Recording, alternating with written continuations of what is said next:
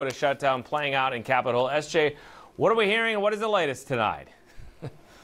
Well, Tim, it is deja vu all over again on Capitol Hill as lawmakers scramble to avoid another government shutdown. This time, the deadline is Thursday night. Despite all the frustration on both sides of the aisle, the House of Representatives just approved another short-term spending bill Tuesday to try and keep the lights on, this time until Friday, March 23rd. But it would also fund the Defense Department for the full fiscal year, and it would fund community health centers for 2 years. Now, the short-term funding measure now heads to the Senate, where leaders are close to a deal that would build on the House's proposal by increasing spending levels for both domestic and defense programs over the next 2 years.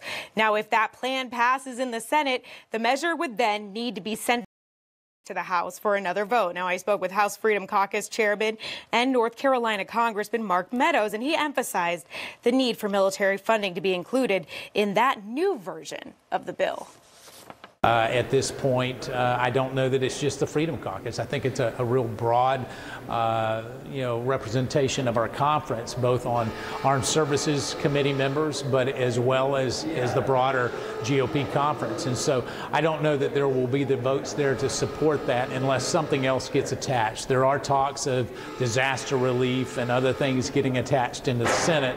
And so if you do that, that perhaps brings a wider bipartisan coalition together.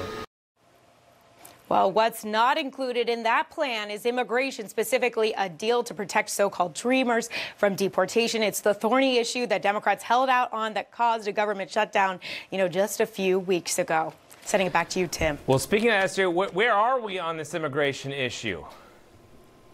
Well, there's not a lot to be told at this point, Tim. I spoke with Meadows, and he said that there are high-level, negotiations happening in both the House and the Senate.